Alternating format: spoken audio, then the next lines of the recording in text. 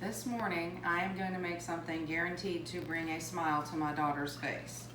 This is one of her favorite things that I make. I'm making chocolate bread.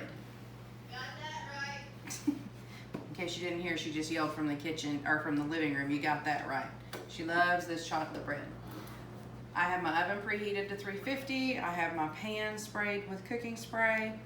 I have melted a stick of butter. Yeah, there we go. All the little solids are gone. Now, I'm adding a cup of sugar. There's 1/2. There's a whole. Get this nice and mixed up together. I like this recipe. It does take about an hour to cook, but every time I make a loaf, it gets gone almost instantly because they really like it a lot. So to this mixture, I'm gonna add 2 eggs, and just like with my other recipes that I've shown you, mix each time you add an egg. Get it all nice and blended in there. I was not planning to make this morning, but my mother did a little bit of grocery shopping and she bought buttermilk, which is her way of saying, hey, I'd kind of like for you to make buttermilk biscuits sometime. And since this recipe only uses a cup of buttermilk, I still have plenty left in the quart that she bought to make biscuits with as well. So tomorrow morning I'll make biscuits. If you haven't seen my biscuit recipe video and you like buttermilk biscuits, try it. I've had a few friends say they had a lot of success. Teaspoon of vanilla, because when you're baking, you gotta have vanilla, always, no excuses. I have yet to find a recipe where I didn't think vanilla enhanced the flavor. Some things use other flavorings like almond or something like that, but I'm a vanilla girl. Okay, so that's the beginning of my, haha, I do like chocolate. That's why I'm making chocolate bread. That's the beginning of my wet ingredients. In here I have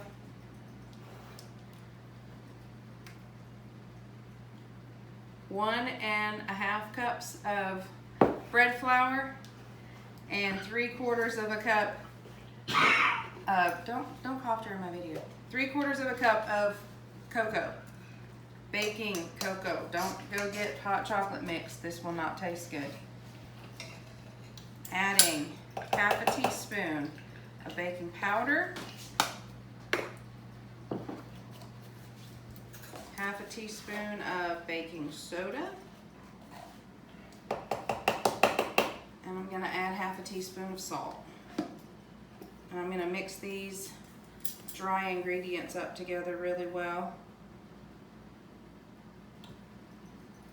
There we go, 1/2 teaspoon of salt.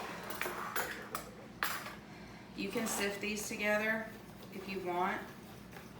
I'm lazy when it comes to that stuff, so honestly, using the whisk gets everything mixed up and incorporated and breaks up any clumps, I think, just as well.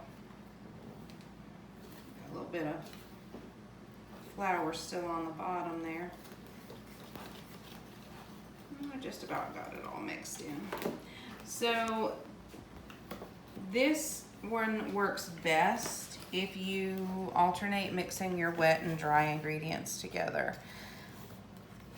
Some recipes you can just put all your wet in and then just throw your dry in and it's just fine, but I really prefer the alternating wet and dry with this one. And like I've done in my other videos, I'll add about 1/4 of it, mix it all in.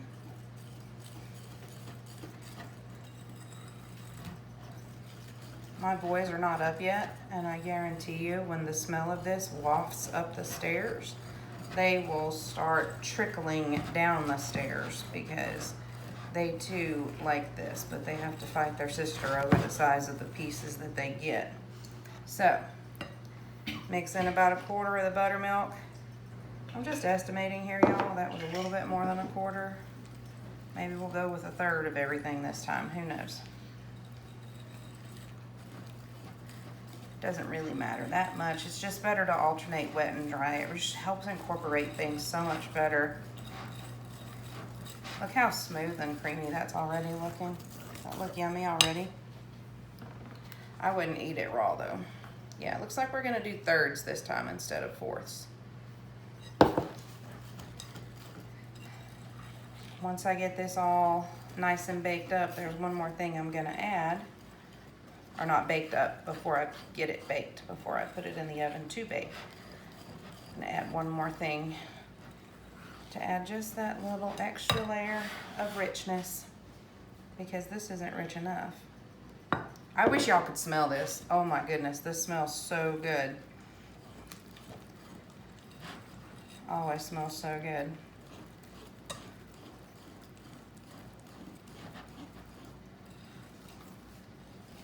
I guess I chose to start my work day with more work. I've got a lot of vegetables over here to take care of, and I probably need to go pick some more tomatoes and round that out so that I can make some tomato sauce today. I think I'm just gonna make regular old tomato sauce.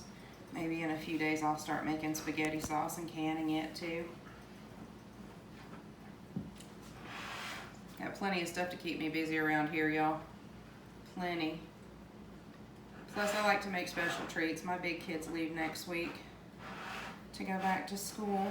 When they get there, they have to quarantine for 2 days. Okay, time to add the last bit of buttermilk because that's gotten a little bit thick on me. I prefer to get every little ounce of buttermilk liquid into most of my things, because you know, if I were to just pour that out and leave all of that had coated the sides, it would have ended up back down in the bottom and gotten thrown away. And with something like this, every drop can be important. There we go. That's starting to mix a little bit better. It is going to be kind of thick. That's okay. You want it to be just a little bit thick. If it were runny, it would be more like a pancake batter, and you certainly don't want it to turn out like that. Okay. I believe I got all that mixed in. I'm going to take my handy little rubber spatula, get all of that out of there so that I can add the last, and I guess in my daughter's mind, most important ingredient. Hang on, y'all.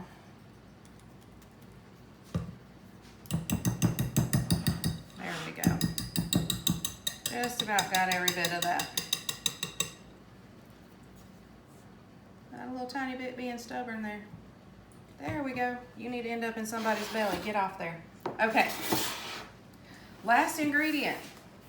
1 cup of mini semi-sweet chocolate chips, because like I said, this thing's not rich enough. We got to make it even richer. You could honestly serve this as a dessert and nobody would complain, but we actually eat it for breakfast because we're crazy. Kind of like a chocolate muffin in bread form, just honestly I think it's even richer than that. So when it comes out and it's still warm enough to melt butter, that's what I do. I put some butter on it, melt it on there and eat it. That little bit of saltiness from the butter just, wow, makes a huge difference in the flavor. Or you can eat it without. Maybe you could put a little whipped cream on it, I don't know. We just always eat it with butter. Okay. I'll get all this in the pan. I'm gonna put it in my oven on 350 degrees for about an hour. And when it's done, I'll come back and show y'all what it looks like. There we go. We'll see y'all in about an hour. Go. Well, my timer just went off, so let's get this beautiful bread out of the oven. Look at that, y'all.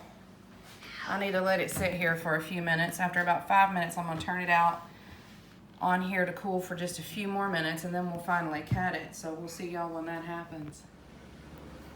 Y'all ready for this?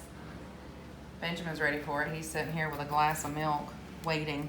I want some. You'll get some. Gotta be careful. It's still pretty warm. The longer it sits, of course, the better it's gonna hold together. But look at that. Isn't that lovely? The end pieces are Chris's favorite, so I'm gonna butter him a piece real quick so he can eat it. Because he's got work to do today outside on Abby's car.